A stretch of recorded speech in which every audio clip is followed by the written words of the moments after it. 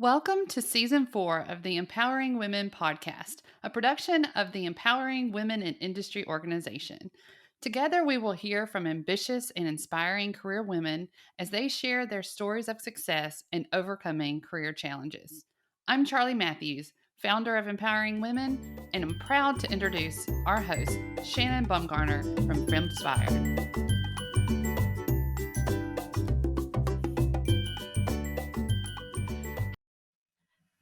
Hello, everyone, and welcome to another fabulous episode of the Empowering Women podcast.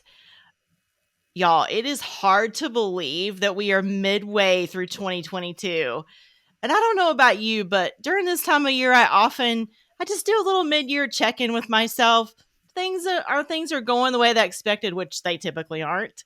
And then how I want to adjust in the back half of the year based on what I feel about where I am at middle of the year. And that is why I think today's guest is absolute perfect timing.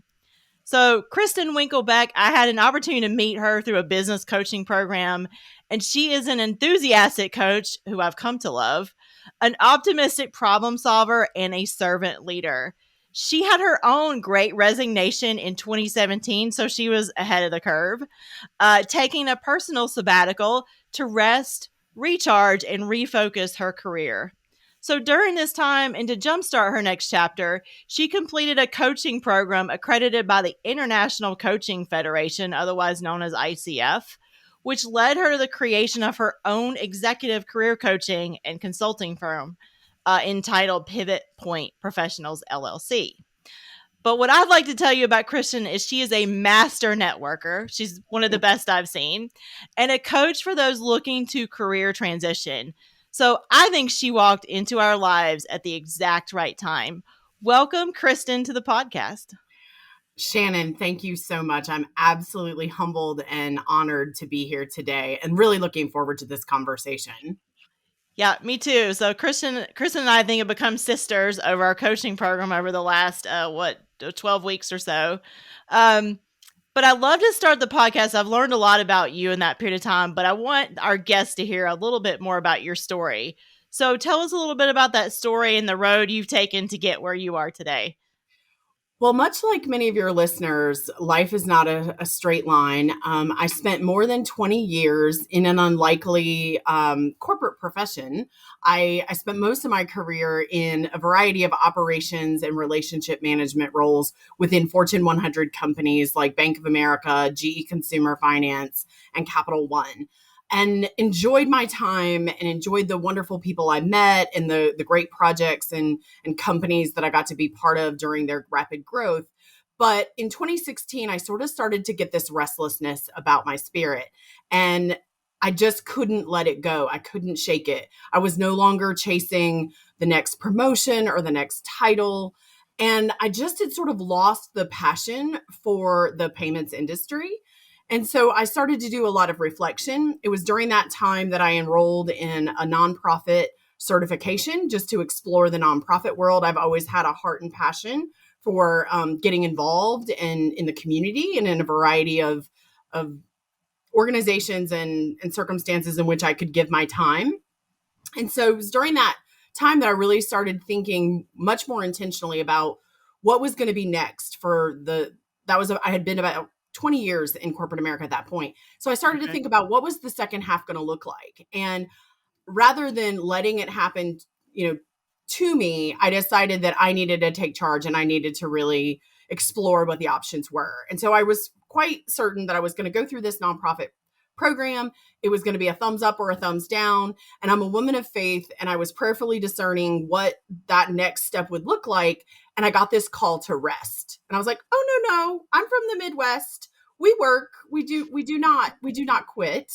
And so that continued to really come up over and over and over again. And so that's what led me to resigning from my position at the end of 2017, which was not at all what I had planned. And I had planned to take a year off. I had been very fortunate and blessed to be in a position that I had the opportunity to take that time away to kind of reflect and rest and really think about what I wanted the next part of my journey to be.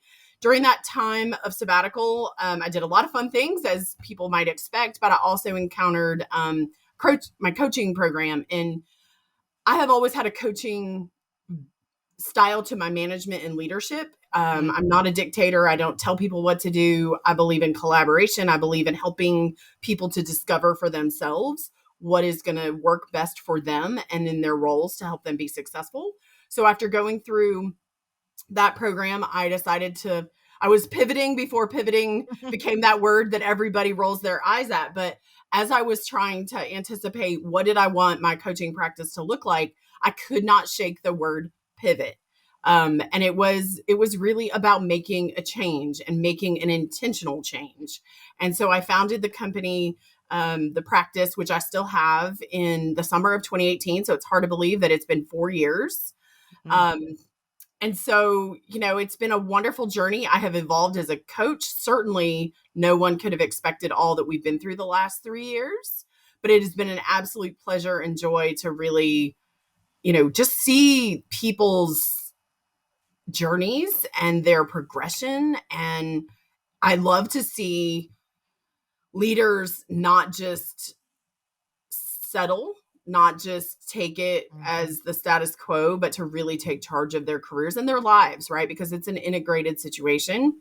And so my style is that of getting to know my clients, understanding their priorities, and helping them make those changes that will then align their actions and their work with what their personal priorities are.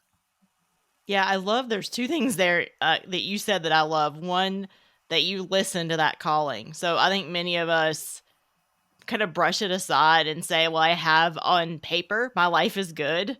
So why do I want to listen to that voice? And I've had the same voice. And to be honest, I've been that person who said, yeah, whatever.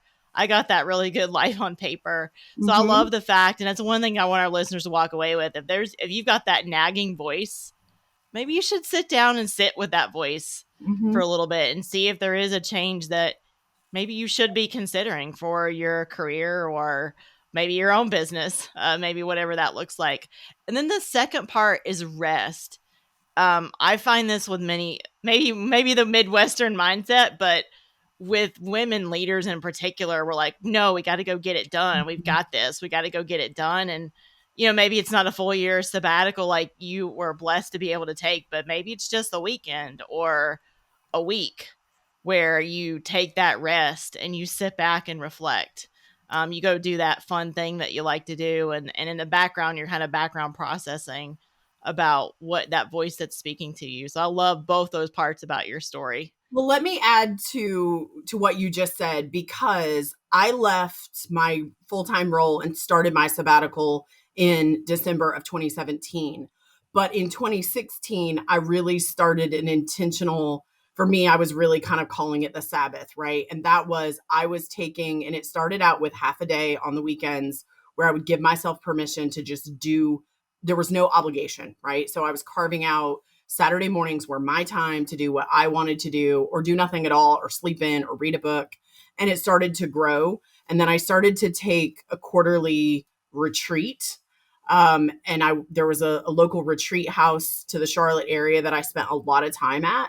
And it was really during those periods of focused rest, I'll say, and intentional rest, that this notion of the sabbatical, and also then what became it ultimately has become the template that I use with my clients, but it's where the ideation for my strategy action plan came from, was during those days away out of my normal setting. And so I didn't just wake up one day and turn in my notice and take a sabbatical. It was really 12 months in the making. I did a lot of intentional planning. I did the due diligence. I listened to podcasts and read books about sabbaticals. I met with my financial planner. I mean, I did a lot of things while it looked to the outside world like, hey, she woke up one day and just wanted to quit. Maybe. But I really did gradually work myself up to this place where I knew that was supposed to be my next right step, was to take that big period of time. So for those out there who are not in a situation in which they can take that sabbatical or just hit the big red button and press pause, I want to encourage you that even in those short blocks of time, whether it's a couple of hours or a full day or a weekend, there is something that can be gained from that stillness and from that liberation of obligation. And so I just want to encourage people to do what you can with where you are, because the clarity will come in the action, or in this case, the inaction. Yeah, I like that phrase. That's going to go into my show notes, the liberation from obligation. I think even if you do that for 2 hours, it can be very freeing, to your point. So Kristen, in one of our coaching calls, you used a term that I really loved and had never heard before. You said that I've had a portfolio career and I still have a portfolio career. Can you tell our audience what that means to you? And then maybe what are the benefits / struggles with having a portfolio career? Absolutely. I'd love to take credit for it. In fact, I don't really know where I got the term, but it absolutely accurately describes my professional life. So my whole life, I've had a lot of interests. I'm what you call one of those multi-passionate people. And I get involved in a lot of different things and have a lot of different ideas. And so currently, I talked a little bit about how I came to found my coaching practice. And in the midst of my early days of entrepreneurship, I got a little bit lonely, and I really missed, because for the entire time, my 20 plus year career, I was leading teams, and I really missed the team leadership and the collaboration that comes with a group of people working towards a common goal. And so in October of 2019, I did in fact join the nonprofit industry. I'm the executive director for a venture philanthropy organization called Social Venture Partners Charlotte. And so by definition, we're an organization that invests our social, financial, and human capital into nonprofits in the Charlotte metro region here in North Carolina, to support those organizations, to strengthen them as they do the frontline work of attacking the barriers to social and economic inequality. So in addition to my coaching practice, I also run this nonprofit full-time, and that is my full-time job. And then last year, my husband was part of the official Great Resignation, and we are co-owners of a new physical therapy clinic in the Concord area called Physical Therapy and Balance Centers. And so when I talk about, and for him, that is his primary focus. We are co-owners. We have some business partners that have helped us to open this clinic. And so I'm leveraging some of my expertise in marketing and networking and operations, sort of more in the background as an advisor, because it is really my husband's, he's in the business as the managing director, managing partner every day. But I wear multiple hats and I have multiple streams of income. We also have an investment property. And so when we think about where our income is coming from or where we're using our professional talents, I really do have a portfolio of business interests and income streams. And for me, they're not all created equal. Obviously, I spend the bulk of my time leading this nonprofit. I have a large and growing, coaching practice as well, but it allows me to flex different muscles in different ways. It also allows me not to get so caught up in the rut of day to day. I will say some of the challenges, though, are, just being really efficient with my time and making good decisions and prioritizing things appropriately so that I can meet the obligations of all of them. But I will tell you that I've gotten better at setting boundaries and holding those times that I have dedicated to, this is when I'm going to work on, planning my next webinar. I have coaching time set aside, and that's sacred for my clients. Or I have events and programs that I'm running for the nonprofit. So it takes some planning, it takes some intentionality, but for me, it is incredibly rewarding because I get to use parts and pieces of my experience and my professional skills in unique and different ways. No 2 weeks look the same for me, which is exactly the way I like it. Yeah, I love the concept because I think most of our listeners know I have a full-time corporate job in a Fortune 500 company. And then I do obviously things outside of that. But I think that's the interesting part. I think we all think we have to pick this track and we have to stay in the bounds of that track. And we don't really. We can pursue that track. And then if maybe you want to start your own side hustle, I'll go with an easy example. you can decide what that side hustle looks like for you. Is it a Mhm. pseudo hobby where you're just trying to do things that you enjoy? Is it something that you're trying to turn into a 6-figure type business and you want to quit your full-time corporate job? You can make it what you want. And I'm going to steal a phrase from Lauren Widrick, hi Lauren, who's our business coach, about what's home for you. And so what's home for you, Mhm. Kristen, is having a multifaceted portfolio career where you're able to do different things and flex different muscles. And I love what you said about boundary setting, because that's something my friend Wendy, so hi Wendy, is has worked with me really hard on about setting boundaries, and it does force you to really set boundaries and do the right thing at the right time. Yeah, and Yeah. it's not easy. I will say I am very much lest people think I have it all figured out. I am a work in progress, and I think the notion there is progress over perfection. And Lauren also really talked a lot about helping us to take messy action. And do I get it perfectly? No, but I will tell you, you won't learn anything if you don't do something.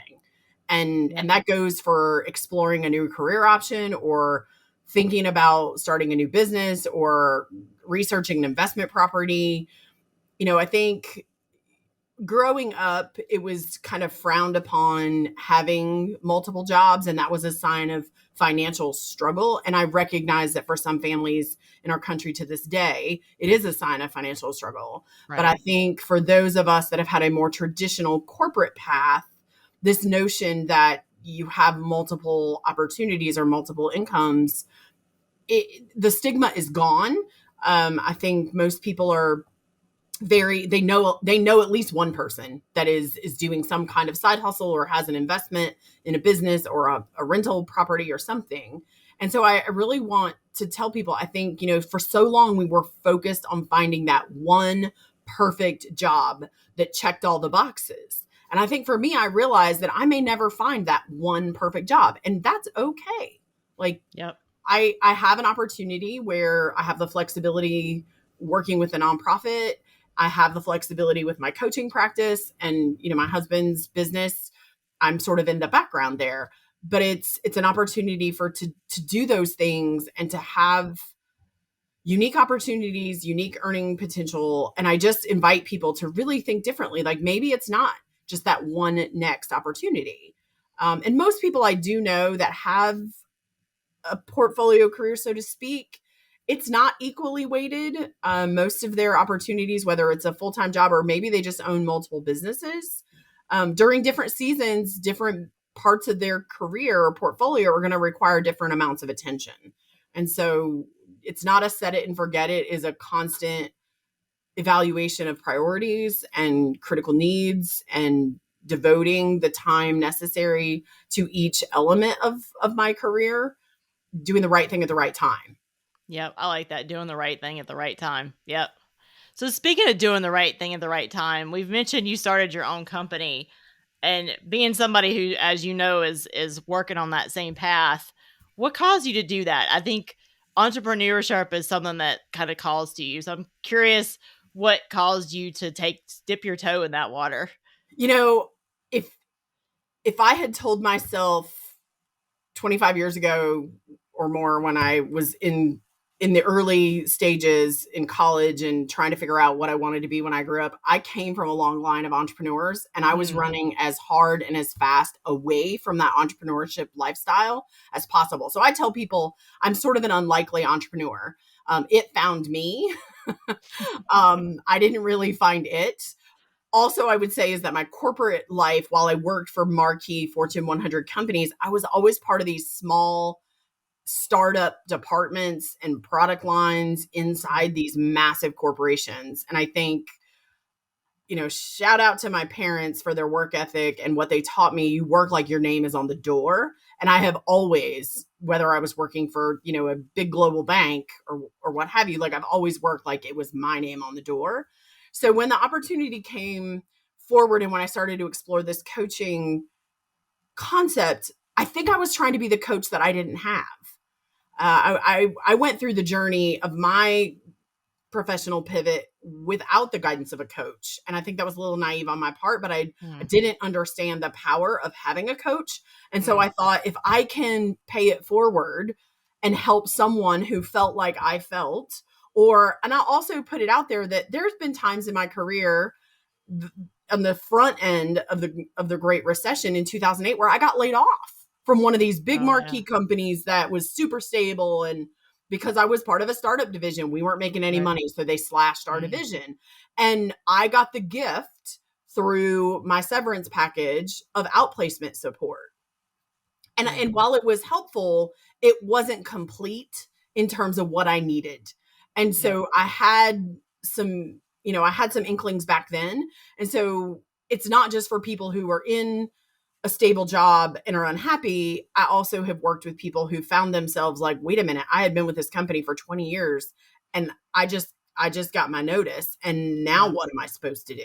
Yeah. So my heart and passion is for helping those people gain the tools, have the support, have a safe place to walk alongside them to navigate whatever is coming next. And whether it was a pivot that they're choosing or a pivot that was thrust upon them, that was really my desire, was to be able to provide support and services that I wish I had and didn't.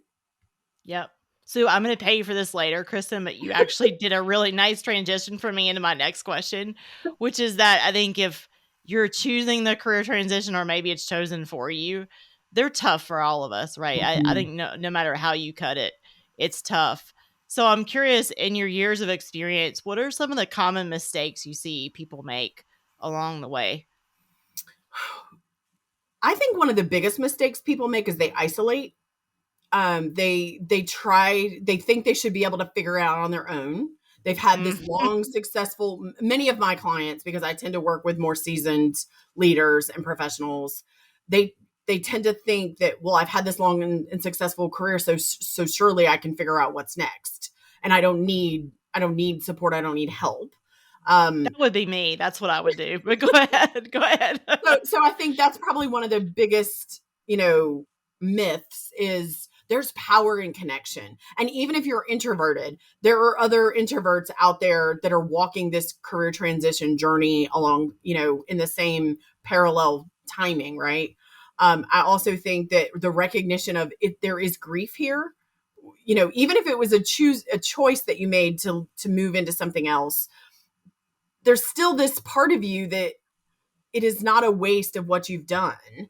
And it does not discount, that it provided value to you, to the company, for the time you were there. And so I think people kind of try to become very methodical, and we're not robots, right? And so there's emotion here, and there's emotion in the highs and lows of job searching. And you'll make really good progress one day and you'll think, I surely nailed that interview and a job offer's coming, only to find out that they went a different direction. And now you feel like you've been kicked all the way back to the starting line. And so I would say being isolated, not acknowledging that you're in, that it is an emotional journey as well, in addition to a professional one. And then the last thing I would say is just, I think we put too much emphasis on the resume. And I think we put way too much time and energy into application tracking systems and the online portals and all of that. And we forget that the people that are making decisions and hiring decisions are people. And so people are the key to your next role. And I am conscious of acknowledging that can terrify a lot of people. But I really work one-on-one. I'm not asking you to network like I do or like you do. I'm asking you to network authentically like you are, using your gifts, your skills, what's more germane to you, not try to go emulate what somebody else is doing. And so I don't spend a whole lot of time on resumes and application tracking systems. You've got to have one, and we'll give you what you need. But oftentimes people come to me after they've spent months and months and months, and they're like, I've applied to, 200 jobs. And I was like, what else are you doing? Well, I've applied to 200 jobs. And I was like, I'm so sorry. But it's about using your time wisely and efficiently. And if you've been out of the game and you're looking for the next job like you looked for the first job ever in your career, the game has changed. So Yeah, I love what you're saying about there's people on the other end of that decision, because at the end of the day, I'm gonna pick, for example, a little bit outside of what you're talking about, which is, let's say you want to get a job in your current company. I mean, that you're not looking to leave right. your current company. It's all about relationships. And so I think it's the same if you're looking to transition, right? So I've learned that and I've coached a lot of people in my own life about who's talking about you when you're not in the room, right? And that's the people aspect, and right. And I could go to my company's website and apply for all kinds of jobs, but if I'm not doing the networking, because I do the same thing when people apply for jobs on my team, we're asking, hey, Jane Doe applied for this job. Hey, what do you know about Jane? Right? Yeah. Yep. It's all about people. Absolutely. And like I said, it doesn't matter if you're introverted, that can feel intimidating. I think but this is a game of momentum. And so you have to do something. You have to take some kind of action. And the other thing I would just challenge people is, I don't care, introverted, extroverted, mid-level leader, senior leader, no growth comes inside your comfort zone. So you're going to have to get uncomfortable. If you want different results and different outcomes, different leadership opportunities, a different industry, you are going to have to step outside your comfort zone in some way, shape, or form. And so that's the other thing that I think having a coach or someone who's walked that journey, who's seeing it across multiple clients and multiple industries, to let you know and to reinforce that and to make that as efficient use of your time as possible and as emotionally tolerable as possible is a big part of why I started the company, why I enjoy the work so much, is because then when you see that breakthrough and you see people achieve things they didn't think were possible, or you just have a little win where they're like, they actually responded and they actually want to talk to me and they know they want me to go meet their, college roommate, or they want me to meet their colleague in another division, and their eyes are lighting up and you're like, this is why I do this. Yeah, this is why I do this. Yep. So tell me a little bit about some of the process that you use. And these are sort of ticklers, because obviously I want you, if you're thinking about this, I want you to at least give Kristen a call or reach out to her, but give our audience a little tickler for what the process you use to coach somebody as they're thinking about pivoting. Yeah, I mean, I really find that, especially for people who've been in a role for a long time, or it's been a while since they've taken a more proactive approach, or maybe they found themselves thinking they were going to retire from the company and now all of a sudden that the company has decided that's not going to happen. I think the first thing that we really jump into is, well, I need to update my resume. And that's not actually the first process. Oh, interesting. That is not the first step. That's my first reaction. So go ahead. Tell us what the first step is. The first step with me, and I often do this even during my discovery calls, is that I really help people become intentional about what is in a realm of possibility of what they might consider by industry, by job type, by location. And I help them build out a grid. And I really refer to it as their search, kind of the foundation of their search strategy.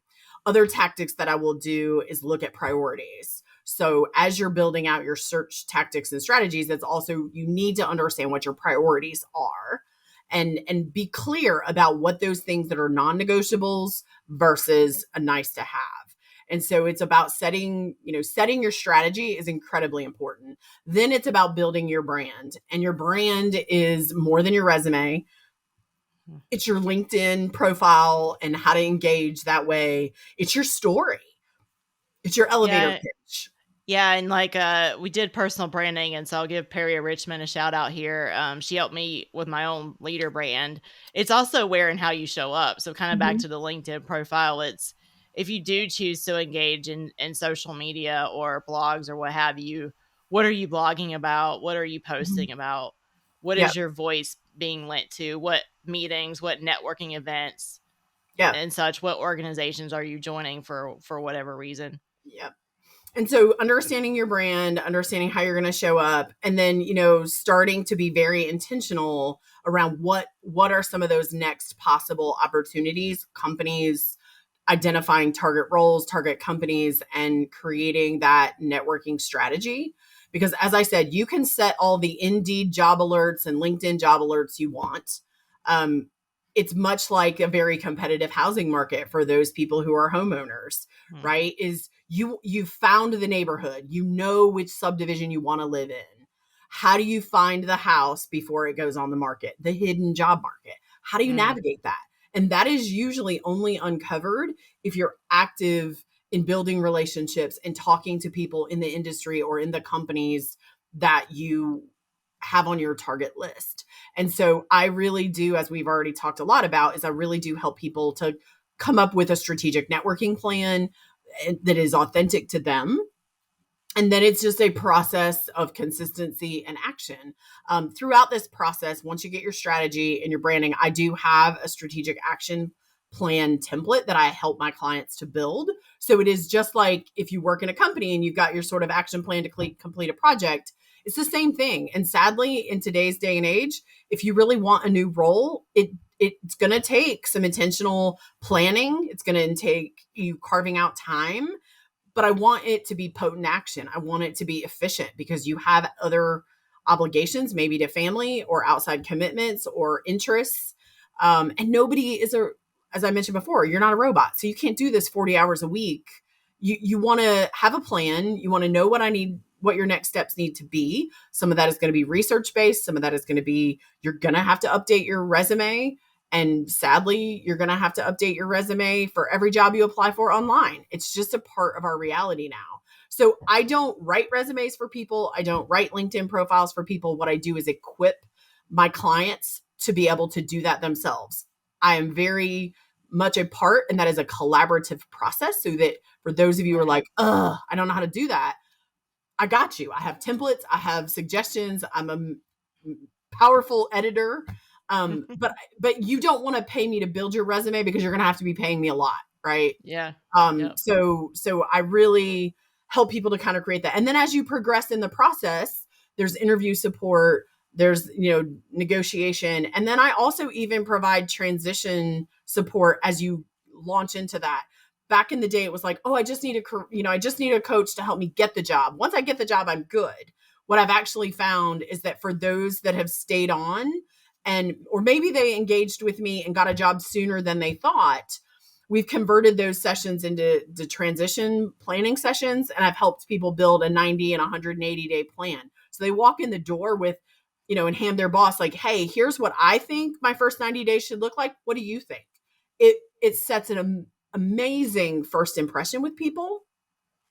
And then you have a document. You've not put the onus on the boss to tell you what to do. You're coming in saying, I want to be successful. Here's from what I've learned and what you've told me. Here's what I think I should be doing. Tell me if I've got it right. Tell me what needs to change. And so I've really sort of evolved into helping my clients to navigate their journey, because no two journeys are the same. Yeah, no two journeys are the same. And I'm going to take a minute. If you have just started a new job, if you're thinking about starting a new job, if you're on that cusp, you've just signed the dotted line, start preparing now. Right. I will tell you, I'll put a link in the show notes. If you're in that moment right now and you need help, there's a book I call it the Transition Bible. It's called The First 90 Days. It's on my bookshelf back here. Yeah. Oh, is it? Read it. I just made a really huge corporate level transition back in October, and I'm so glad I invested the time in reading it, because it really makes you think about, you don't just show up on day one and go, hey, everybody, I'm here. You're really thinking about, what do I want to do in the first week? What I want to do in the first month? What am I trying to accomplish? And it does make you, I think it helps your credibility really early on, whether it's new company, another role within your current company, whatever you're looking for. So I wanted to underline that one and bold it, because the truth is most companies don't do a good job at onboarding like a new person. Right. And we do even worse at, I'm going to call it onboarding within the company. Yes. And if you're thinking about doing that, do not underestimate it, because I moved from like a corporate function over to a business unit function, and the culture is different. The expectations are a little different. So it can be a new company or it can be within your current company, both. need preparation. Yeah. And I And think that the thing I go see ahead. people do is that, no one's going to care more about your career than you do, period. I don't care whether you're in your own business or working, for someone else or a large corporation. No one is going to care more about your professional success than you do. And so by taking that time, investing that, being intentional in your search strategy, in your transition plan once you land, it shows people that you are taking action and that you are serious about being successful. And you're inviting people to come along that journey with you and to collaborate. And this is not an arrogance of, I know what I need to do. It's hey, I'm a smart leader and I've given some thought to what I think I'm being tasked to do. Help me make sure I'm on the right path. And as a boss, I don't have time to sit down and chart your path necessarily. I may have some suggestions of you need to go meet these people and these are your first priorities. But for someone to have given the thought to an intentional plan shows me you're serious. And that becomes an easy framework. It also becomes a very easy framework because not always are we as good as bosses as we should be about giving periodic feedback. And so if you've created a 30, 60, 90, 120 day, 180 day plan, you now have a document to get on your boss's calendar at 30 days, 60 days, 90 days, 180 days and say, I just want to check in here. And what adjustments would you recommend that I make? And it's a great way, it's a non-threatening way to ask for feedback and to also readjust as you go versus you get that first 6 months in and you're like, I don't know if I'm doing a good job or not.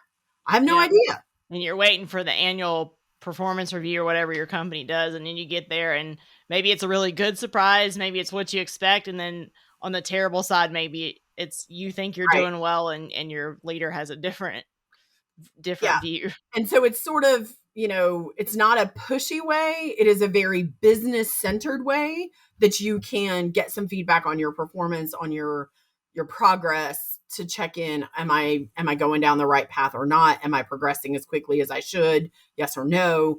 And so it's a framework that you can be in charge of. You're not asking the company or your boss to do it for you. You're taking that ownership upon yourself. Yep. So I'm pivot, and I'm using that word intentionally for fun today. I'm going to pivot a little bit. So I know you have some exciting things coming up that you're going to be offering in your business, in your coaching business. Let's be clear on that portfolio, which one we're talking about. What are some of those exciting things that you have coming up? Let's share that with the audience. Yeah. So I'm going to be having a series of Sunday evening. The Sunday night scaries are real, right? It's that horrible, they are that horrible pit in your stomach on Sunday, sometimes Sunday morning, sometimes Sunday afternoons. They set in on Sundays when you start thinking about the night ahead. So I've got a series of free webinars that are coming out at the end of July. The first one is July 24th, and it's really about sort of jumpstarting that search strategy, right? And my hope there is that by turning something like that horrible feeling you have on a Sunday night to something that is much more informative, but also very action oriented into reality, then you can tackle the week ahead and you can start making progress. So those webinars will be coming and you can find those on the website and on my social media handles. The other thing is I'm launching a new group program later this summer as well, because I have seen the power of bringing talented professionals who are sort of frustrated with the job search, frustrated with the lack of progress, bringing them together. They'll be, it's likely going to be about an 8-week program on these modules where I'm giving you some information, but then there's some power in really sharing and helping one another and in addition to getting some coaching from me, because I mentioned earlier that to do this thing alone is really hard work and everybody's on their own journey. But much like the power of the group program that we just completed around entrepreneurship, we learned so much from people in completely different businesses, completely different industries. And oftentimes people that open doors for us in the next set of our careers, they didn't come from inside our industry, or they weren't inside our inner circle. And so helping people to navigate this journey, very personal journey, but in a group setting, allows people to have an amplified network, an amplified sense of community and support beyond just one-on-one coaching. And I do offer one-on-one coaching, and I will always offer one-on-one coaching. It's it's been a hallmark of what I do, but I'm very excited to launch that group program later this summer because I think there's just a lot of power in community and support and building in the built-in network of people being able to share connections and offer support. Yeah, I think that the part that really speaks to me, the program that you and I just finished, what was really helpful is I think everybody in our coaching group was very open about sharing the emotions they were having at the time. And people are in different places for different reasons. But it's not going to come across the right way, but it was almost in some ways an emotional support group. And that was really helpful for me. And you mentioned earlier, one of the common mistakes was not realizing that doing a career transition is an emotional journey. And I think it's helpful when you're having that emotional connection with people. Sure, you're focused on the puts and takes of the Yep. career transition, but you're also appreciating and honoring the emotional part of that journey. And I think, and I think you and I talked about this right before we turned on the recording, is entrepreneurship is the same way. It's an emotional journey. Some days you get up and you're like, man, I killed it yesterday. And today, man, this is just not working. Yep. I'm not having the best day with this. So Yeah. it's helpful to have that accountability partner or that friend that you can call. Yeah. I or find someone that you can call. Yeah. the group dynamics you mentioned accountability. That's the other piece that coaching really, I didn't have. And so it took me a little longer to evolve into the portfolio career I have largely. And I tell a lot of my clients this in our first conversation is I don't break promises to other people or to my clients, but I break promises to myself all the time. And oftentimes, if you're in what looks like on paper, like a sweet gig, it's hard to find that motivation. And there will be 101 things that take priority over you and over your career. And so building in some framework for accountability with others and with your coach can be incredibly powerful to help you kickstart and gain the momentum that you need to make that change. And so accountability is a big part of it. And then the connection and isolation of you're not the only one that feels this way. There's literally thousands of, probably tens of thousands of people that are navigating career transitions, and they're all riding that emotional roller coaster. But it's really helpful that when you have a small group of like-minded people who are going through similar things, you start to realize very quickly, like you and I found in our business coaching program, like I'm not feeling anything different than anybody else, right? And so it doesn't make me weird or surely it's just my own problem. And then the other beautiful thing of it is that even if your colleagues aren't feeling the same things now, they may have felt them before, and they can offer up tactics that they used that you might not have thought of. And so there's just real power in being vulnerable with where you are, how you're feeling about it, the challenges and struggles you're having, but not struggling in silence or in isolation. And I think that's why I'm very excited to be launching my first group. And I think that there's going to be just amazing things that come from it, and certainly evolution of what our group needs and adjusting as we go, because I've seen a lot in the 4 years that I've been doing this professionally. I've been doing this for a very long time, not unprofessionally, but without being paid for unofficially, it. Let's call it that way. Yes. Unofficially. And so, at this point in time, I've seen a lot of it, or I'm connected to other coaches that have. So you're not alone, and you're probably not going to come up with a first. I mean, there's always a first time for everything, but there's power in experience, and there's power with being connected to others through the journey. Absolutely. So I've got two final questions for you. I'm going to ask these in a little bit different order than I normally do. So because we're talking about the things you have coming up, how can people learn about that? I will include your social media handles in the show notes, but just give our audience where they can find you if they want to get connected and learn more about it. Absolutely. Well, I wouldn't be a very good coach, especially in the executive world, if I didn't invite people to connect with me personally on LinkedIn. So you can go to LinkedIn. Even if you're not a social media person, if you're in the job search space, you have to have a profile. I just believe, when I joined LinkedIn in 2009, there were 16 million users. There's over 800 million users now.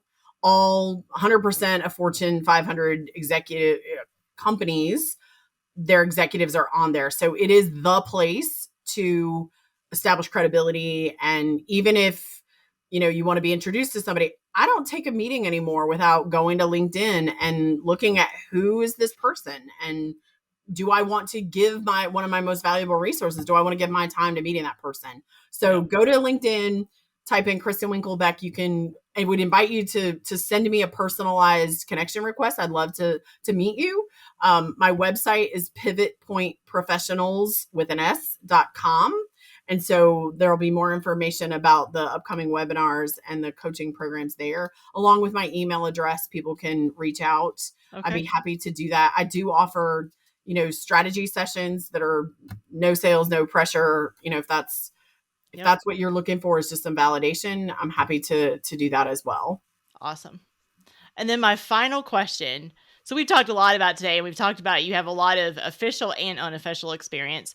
What would be a final word of advice you give for somebody who is either in the midst of or considering a career transition?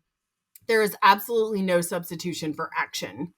You can ponder, and you should, and you can, if you're a person of faith, you should pray about it. You should do your research, and you should do all those things, but there is no substitution for action. And even if you don't know what you want to do, thinking about it is not going to result in you necessarily gaining more clarity, right? You're going to have to do some research. You're going to have to talk to people. You're going to have to go and do some outreach, or start the application process, or start modifying your LinkedIn profile. Like, you're going to have to do something. And then once you do something, it becomes much easier. It's just like if you sit down to create a resume and it's a blank sheet. Well, that's a whole lot more intimidating than if you pull out a draft and start editing. Well, how do you get a draft? You get a draft by starting and by taking action. And so I would just say that there's really no substitution for inaction. And that's probably the biggest mistake, is that people just stay too long, or stay because it's comfortable. And I will also always tell people, there's absolutely no obligation for you to ever accept a job offer that doesn't feel right. So I'm not advocating that people go all the way through a process they have no intention of ever taking the job. I don't believe in that. But just because you apply for a new job does not obligate you to take that job if it is not a good fit. But you will never figure out, and you will never be in the position to make that decision about, is this a good opportunity or not, if you don't start the process of finding that opportunity. So I think inaction is probably just the analysis paralysis that we've heard about in so many contexts, in so many ways. I think that is really a big challenge. And I also think that, especially if you're in a role that is on paper great, or that you're not absolutely unhappy, you're in the best possible position, because you're in the power seat, and you are under no obligation to change if you don't want to.